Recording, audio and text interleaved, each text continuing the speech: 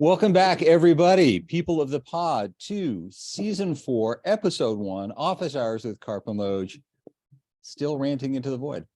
As I was all of the first season, I'm Peter Loge, an associate professor in the School of Media and Public Affairs at the George Washington University and a strategic consultant. And I'm joined once again, and as always, by Dave Karpf, associate professor in the School of Media and Public Affairs at the George Washington University.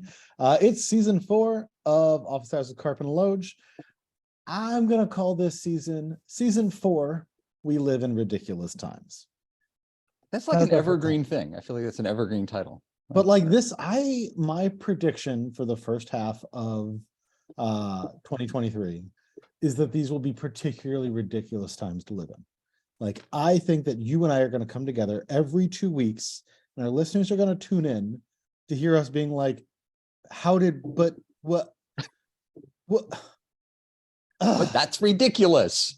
It's ridiculous. Yeah, I think that's basically going to be public events, and that's what we're going to respond to. And yeah, that is the wave that we are going to ride to podcast stardom. It's season 4 when we finally truly break through the iTunes podcast charts. I think it took Seinfeld a while to find its feet. So before we get into this, I do want to thank Alana Nevins, our erstwhile producer, who actually came to our Christmas special where we sang you happy birthday. It was a birthday special. Come on. It was a holiday. It was a special holiday extravaganza. And I'm not sure what we did was singing happy birthday, so much as, I don't know, groaning it out or something, but it was chanting. You got cake. You got cake. So thank you to our listeners. Rate us, follow us, tell your friends. This stuff actually matters and adds up. Feed the algorithms. Yeah, that's kind of what I got. So you're ready for the new classes start today when we're taking on a Tuesday, drops tomorrow and Wednesday. Classes start today. Are you ready? Classes start today. I started to look at classes, the beginning of semesters, the way I look at birthdays. We're like, I've got a little bit of excited energy, but it's also kind of just the marking of time. Like, this is going to be 10 and a half years that I've taught mostly the same classes to GW students of exactly the same age. Like, they stay the same age. I just keep on getting older. So it's kind of like, yeah, I'm looking forward to the semester. 6 months closer to the grave. There's that. Like, that's in the back of my mind a little bit. I feel like the excitement this semester is universities everywhere are suddenly terrified that Chat GPT is going to do all the work. Wait, we'll get to the substance in a minute. I do want to come back to this.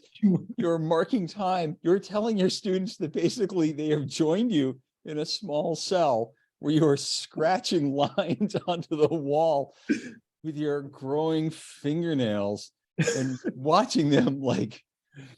No, what I'm telling my students who are listening to this podcast is they should be aware that they are sitting alongside the ghosts of all previous students who have also taken this class. And yes, I'm comparing and judging them. That's what you're haunting. It's a haunting. They're being haunted, and you will one day be haunted by them. This is getting creepier. You were at Disney World. Always in the back of my mind, I'm aware of the jokes that didn't land and hoping that they land this time. They never do. Not going to change them. Too much work. Thanks. So you are marking time. You're depressed, and you're lazy. So 75 grand a year, as I recall. I think that this is, but the podcast is free, so a little bit of a bonus for you. Yeah. Wow. Are you ready for classes? And also, what are you going to do about Chat GPT?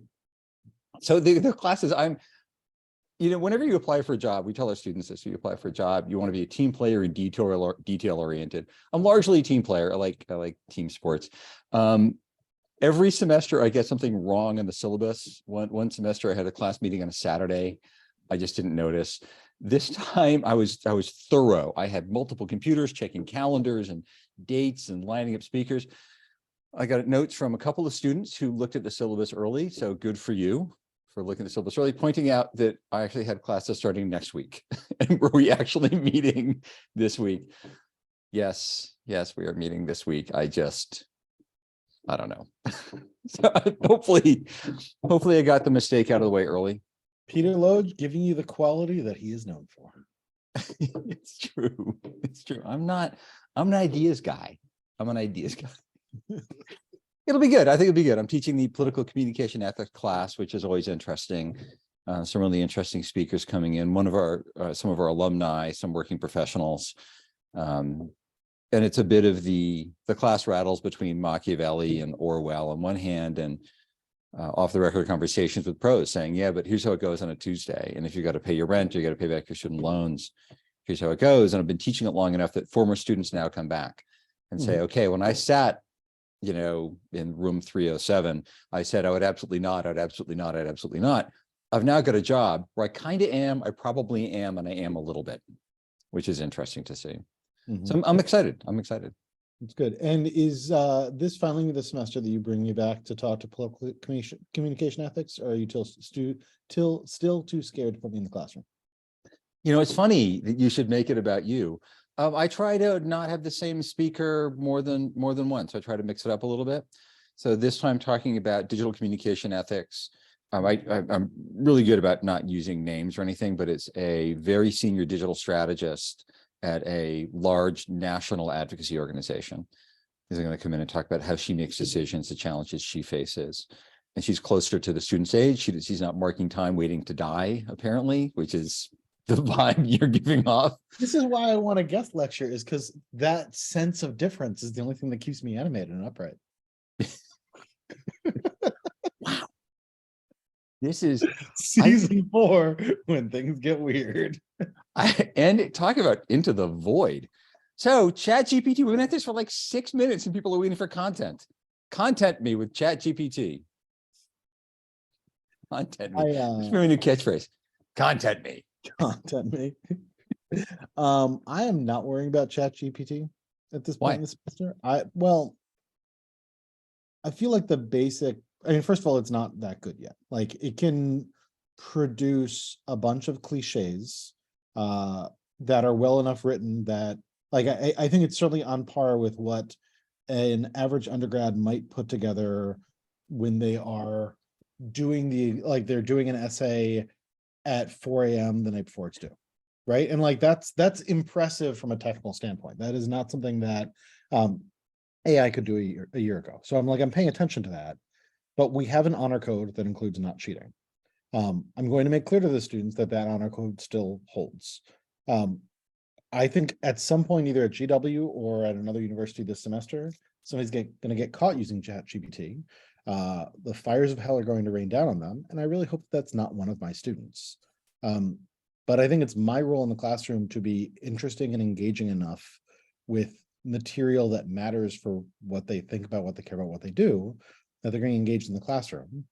I don't think my essay questions are particularly Chat GPT friendly anyway. I mean, hell, their midterm in Stratcom is putting together a campaign plan. The Chat GPT is not going to have your strategic insights for you. It's just going to, spit out some paragraphs. So I'm going to treat it just like any other cheating mechanism. I'm going to make clear to everybody that that's not okay, and there will be consequences if you get caught.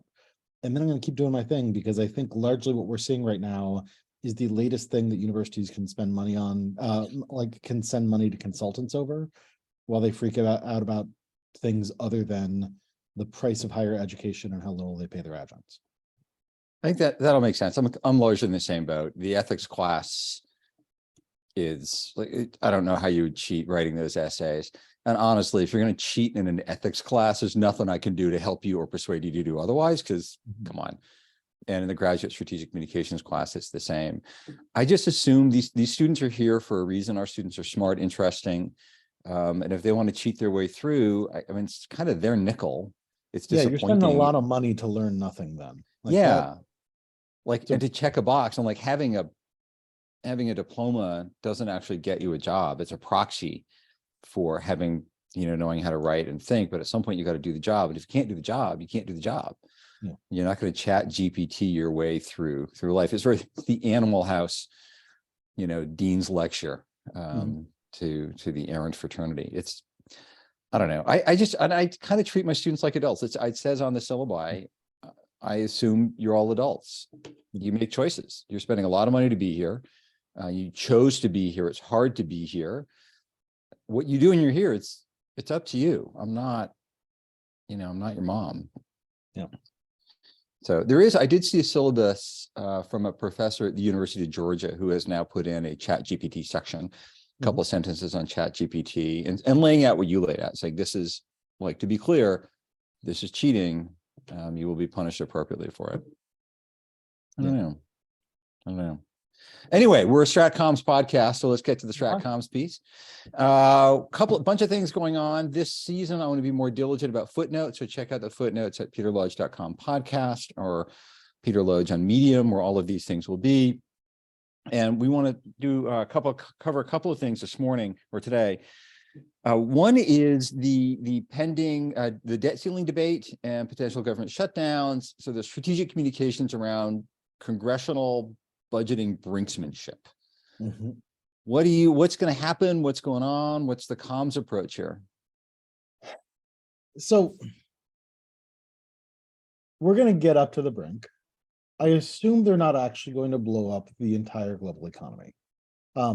One dynamic that I think is strategically interesting is this is all happening after Kevin McCarthy made it abundantly clear against his own will that he has no control of his own caucus, right? He is walking into this on the one hand with a weak hand because he's got no control, but that also means that you're kind of not negotiating with Kevin McCarthy, you're negotiating with Matt Gaetz.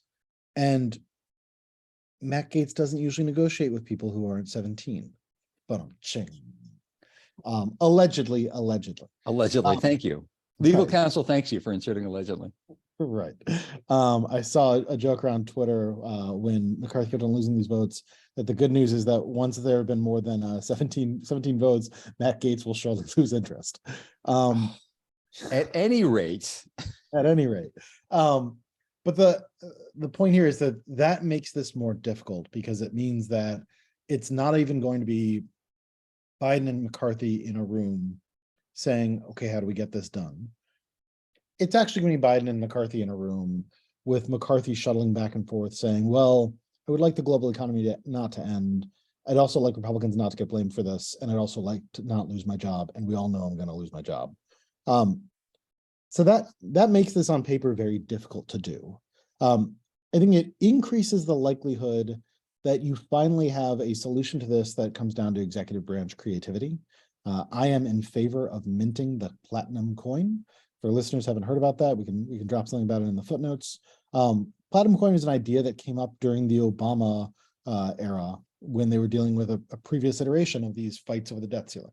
To be clear, Congress passes the budget. The executive branch is required to pay all of the United States' debts. There's a debt ceiling. When the budget naturally gets us above the debt ceiling, they just have to increase the debt ceiling. It's just a budgeting thing. We are not like a normal household because the US government can print its own money. Households can't do that. So the whole household analogy drives me crazy because it's just wrong. It's like easy and facile, but wrong. So a creative executive solution is to say, the Treasury is going to mint $1 trillion platinum coin and not use it, just hold on to it. And that then increases the available money to cover the debt ceiling by $1 trillion. There's some that would get challenged. It would go up to the courts. Who knows what the Supreme Court would do? Because whoever knows what the Supreme Court would do. But in a country where Congress just doesn't work, and with McCarthy running the House, Congress really doesn't work, your options are either possibly end the entire global economy unless Kevin McCarthy is better at his job and more capable than he seems to be, and he's not, or the executive branch says, okay, Treasury, mint the damn coin. I think it's useful that idea has been around for over a decade now. When it first came out, it just seemed so silly that no one would do it. Now it's like an old idea, like it's an idea from my youth. So like, hey, maybe it's time to finally try that out. So I'm going to look at executive branch solutions because otherwise, and like there's comms, this is far enough away from an election that there's probably not going to be real electoral consequences one way or the other. The consequences are probably going to be actual harm to the US and or global economy and US standing. So like the country will be worse off, but the blame game is far enough away that it probably won't get attached. But that just increases the likelihood that this becomes a mess that needs some solution. Like we can't actually bring down the global economy just because Matt Gaetz is a weird dude. So I guess I'm focused a little less on how do you message the chaos than on what solution can you, like, what can you do to actually fix the problem? Then you add comms on the back end. I think you do something like the platinum coin, and then you focus your energy on saying, look, this is an accounting error. If they want to get the budget in control, Congress can pass a budget. What do you think? So I think I want to steer away from the policy debate because I'm not a policy guy. I do think the explanation of it becomes interesting, and a couple of things to note, to unpack from what you said. The first is we're going to go to the brink. And I think that's right, because everybody, even if you know at the end, you're selling your house, you have a number in your head, you're going to fight like heck to go over that number. But at the very end, you will fall back to your number, right? I don't think most people in Congress want the government to default, but they have to be seen pushing to the end so they can go back to their constituents and say, I brought it right to the brink, right? You get punished for agreeing early. You are less likely to get punished for agreeing at the last minute because I fought to the very end, even if it was hopeless, right? The other part of the incentive piece is, again, you've got that incentive. And then you've also got the incentive of wanting to maintain power and not being seen as the party of destruction, right? So there's a lot of blame assignment. And I want to come back to that in a second. The other part, as you said, is McCarthy wants to keep his job. If I applied for a job and the first 14 times I applied, somebody said, no, I'd look for a different job, right? Like if you ask somebody out on a date 14 times in a row, that's like a restraining order. This is not. To be clear, it's definitely a restraining order after like 4. If you get to 14, then actually you're ignoring the restraining order that was approved. Right. This is like McCarthy. I don't know what's going on, but the dude wants to keep like whatever. But I do think so. He has an incentive to at least be seen to be trying to corral things. Then you get into the who gets blamed for what, right? And one thing I'm going to put in the footnotes is some stuff on public opinion polling and mostly on government shutdowns, because not as much has been done on the debt ceiling. Historically, the public blames Republicans. And it's usually because Republicans are the ones doing this. The Democrats are the ones who are saying, look, let's argue about taxes and spending, but let's not like threaten the global economy to do it. I was in the Senate during the shutdown in the 90s. I was at a federal agency during the shutdown in 2013. It's a pain, it's expensive, it's pointless. The public tends to blame Republicans. 2 other points to this, though. The first is, as you pointed out, it's an odd numbered year, right? And it's January of an odd numbered year. No one's going to get punished electorally in November 2024 because of bad behavior in January, February 2023. What you can do is help reinforce a narrative. See, I told you they were crazy. I told you they were crazy. They're ridiculous. They're extreme. And the Democrats and the Republicans will send out lots and lots of emails saying, they are profligate spenders. Here's my example of the $100,000 thing that's dumb. And Democrats will more honestly say they think it's more important for Elon Musk to not pay his taxes and to score points back home than it is to actually advance the global economy.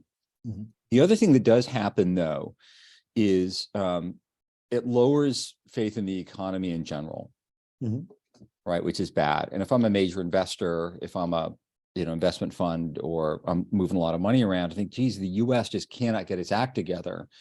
I'm either going to put my money in less risky places, which hurts economic development, or I'm simply going to put it in another country or elsewhere.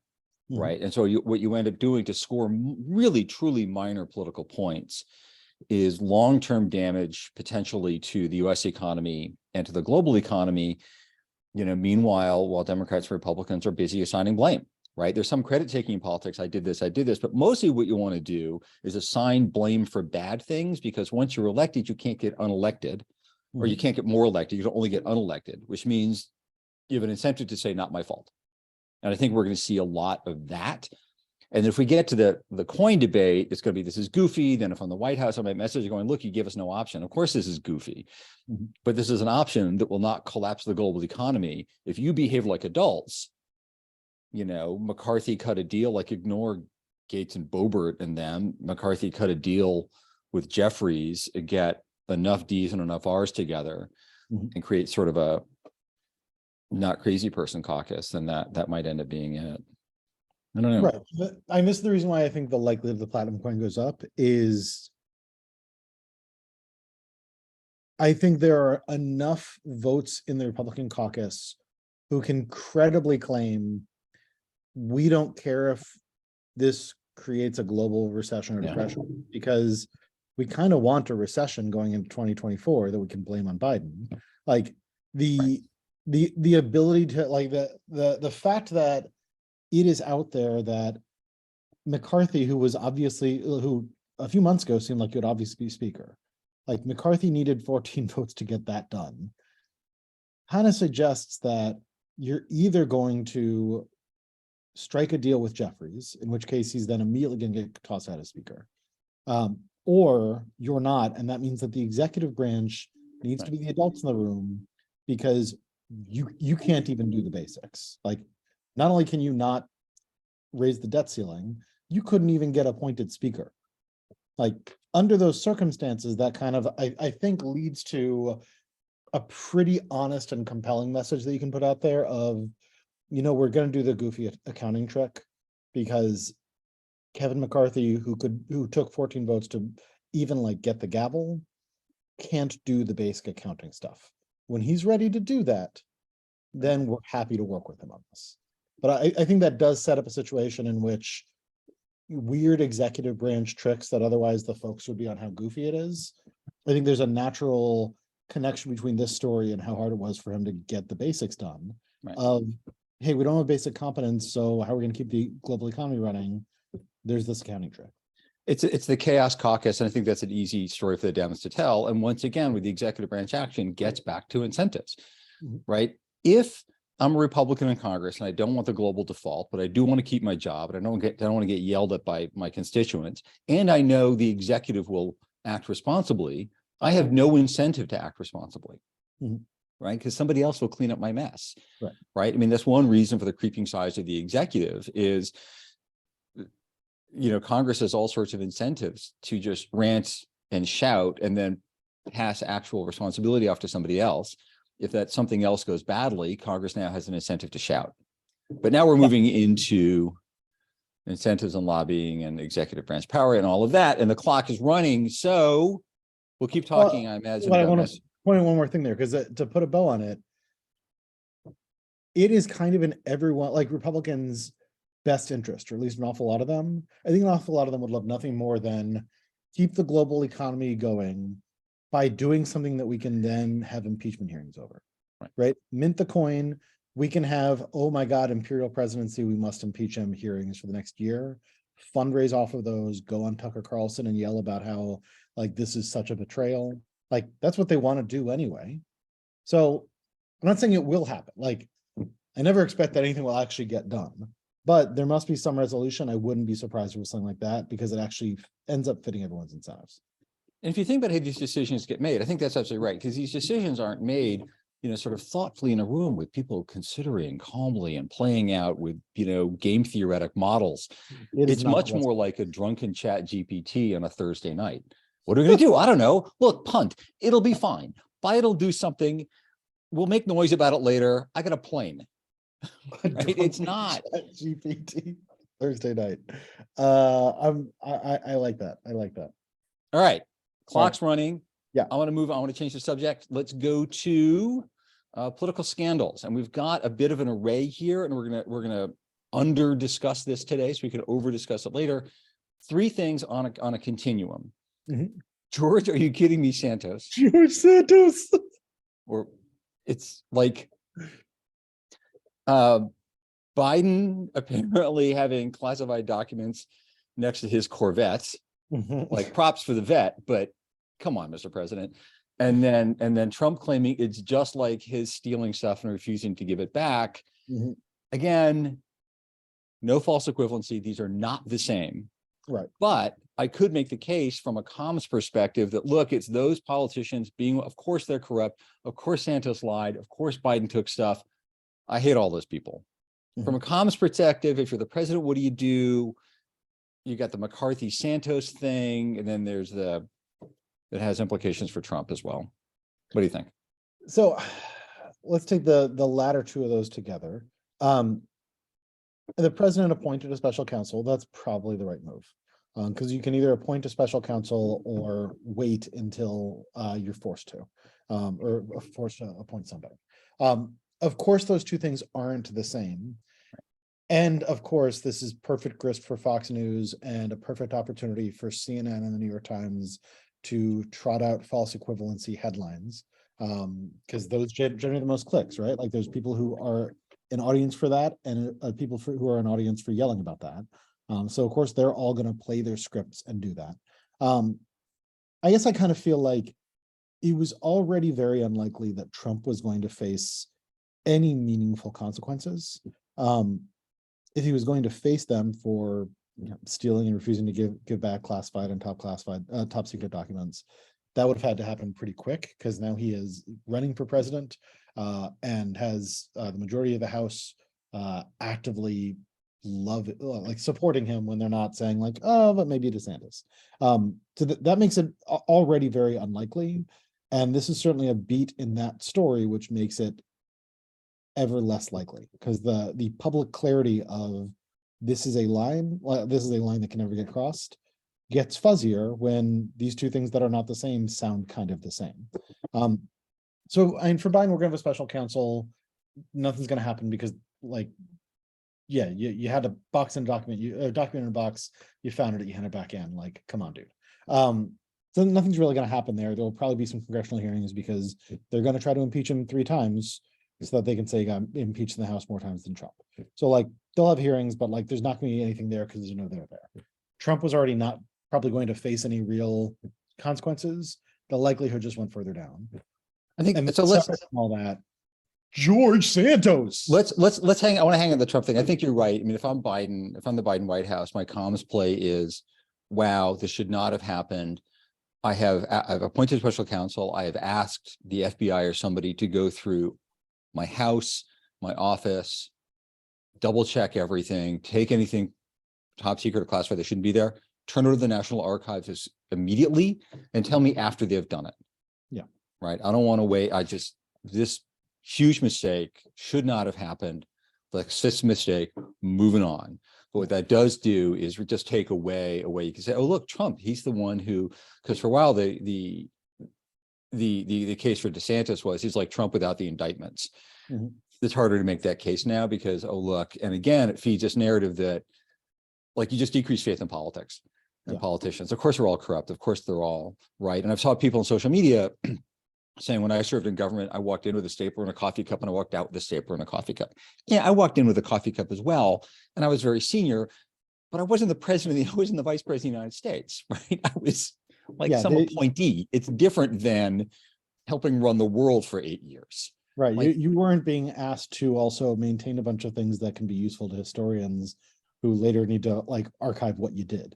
Right. I mean, I had to turn over all the documents, right? Everything I worked on didn't belong to me, all of that. And I've gone back to the past couple of years thinking, wow, I wish I had access to that because it'd be helpful in teaching. I didn't. But it's like the idea that somehow what I wrote or produced I had access to is equivalent to the vice president or the president of the United States is absurd on its face. Right. But that's way too nuanced for messaging. Santos. Well, no, so there's one other thing actually I want to say on that, which is, and this probably won't happen because it's too many moving parts. A thing that a few people pointed out in the early days of this Trump scandal were like, yes, what he did is clearly wrong. And also, there ought to be a conversation about overclassification. Yeah. And the response was kind of like, yeah, this is not the time to have that conversation. There's an opportunity here, which probably won't be taken because it's not a high enough priority for the Biden team, I wouldn't think. But like they do rampantly overclassify documents. And there's an opportunity here for him to say, we're going to appoint a special prosecutor because this was wrong. This was an honest mistake, but a special prosecutor ought to look into it. And then after all of that is done, separately, we should talk about overclassification. Like this could be an opportunity after you have shown that you are going to earnestly and scrupulously deal with the mistake to say also there's a separate issue and now's the time to talk about it. Because we're not going to talk about it, that now we're just never going to talk about it. And again, probably doesn't rate as a priority of theirs, but like if it ever was going to, then this could be a step towards it. I know it's clearly we have an overclassification problem. Yeah. But politically, there's no upside. Yeah. And there is potential downside because nobody's going to vote or not vote for you because of your position on classified documents. But no matter how Biden explains it now, even if it's after, this stuff is cleared up, it'll look like an excuse. Or what's he going to, if he gets reelected, what he's saying is he's going to take stuff with him. Like it's just too easy a hit. It's no. Yeah. Okay. But then let's acknowledge, and this is probably true, that overclassification is just never going to rate. It's never going to be a priority. If you can't use this to agenda set for it, you can't use anything. Yeah. All right. We're already at half an hour. Santos, is he going to be back in 2 weeks? Is he still going to be in Congress in the US? I think that Santos, we have a former colleague who retired a little while ago, Bob Entman, who wrote a book about political scandal. Really like this book. It's focused on presidential scandals. But I've assigned that book in a bunch of different circumstances to students doing theses, doing independent studies. It's a really good book about the sort of strategic nature of and like constructed nature of political scandals. And one of the things that stands out is just that there's no objective set of things that mean you must resign. It's always a combination of how is the media covering it and also the individual themselves, like what are they willing to do? And one of the things that's always stood out to me with Congress is like, if Anthony Weiner hadn't resigned, he probably would have gotten reelected. Right? Like there are all these cases, and like David Vitter didn't resign, kept getting reelected. Like, I think George Santos is going to not resign because, like, if nothing else, if he resigns, then he's got no chips to prevent prosecution for all the weird stuff he's done. He also needs a job. Yeah, who's going to hire him? I think he's going to not resign, and then I think he will lose his primary in what, a year and a half, because Nassau Republican Party is going to be like, no, we're really done with you, and grassroots voters will be like, yeah, no, you're no. I do want to say, by the way, he made a comment about how he never said he was Jewish. He said he was Jewish. I've made that joke in my 20s all the time. That is my joke, sir. Give it back. Anyway, so add joke theft to his list of sins. Exactly. I think because clearly you were the first one to come up with that. That was mine. Yours. I absolutely agree. Holy cats raises all sorts of other questions, ethics questions. It's a thing. We've been through this. The ethics questions about, some of the Republican firms working for his campaign quit when they learned all this stuff. Others did not. And they knew, we didn't ask why everybody else we like and respected quit, but you're going to pay us bank. Where's the money come from? I don't know. Like it's in bags of 20s in the back of an airport garage. The allegedly. Money, unlike his resume, is real. Yeah, you might want to check to see if that monopoly money is actually good, good legal tender. I'm going to throw some stuff in the footnotes on Scandal. I'll add the Entman book, also American Journal of Political Science. In November 2020 has an article by a couple of scholars who come up with a new theory of political scandal. There are some others from political psychology and partisanship and IPSR on an experimental look at it. And by and large, what research finds, unsurprisingly, is supporters of the person or the party tend to say, no, you're out to get us, you're out to get us. Everybody else says, oh my gosh, what are you doing? Please resign. And most of the impact is to decrease public trust and faith in institutions and elected officials, right? So partisans, and our colleague, Ethan Porter, found this with elite political rhetoric on Trump saying the election was stolen. His supporters believed him. Nobody else believed him, but it really sort of increased the support. And I do think it's going to be, and McCarthy needs Santos because he needs the vote. Mm-hmm. Yeah. All right. Some other stuff we're going to throw in the footnotes. We're going to talk about hopefully in future weeks.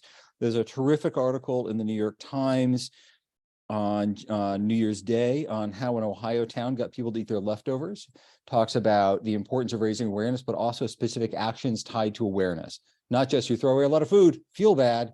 It's you're throwing a lot of food. Here's how to deal with it. Also, really good stuff that you flagged me to, Matt Iglesias, the slow, boring writing. Russian Twitter didn't cause Trump.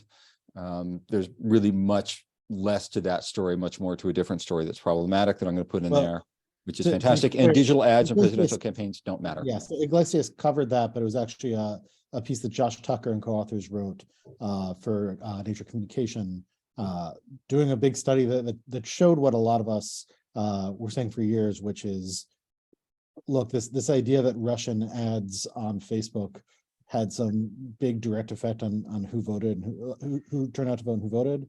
Look, we know that ads have really small impacts. The idea that the ads had a big impact just because it's from Russia doesn't really hold up. They now have data really supporting that.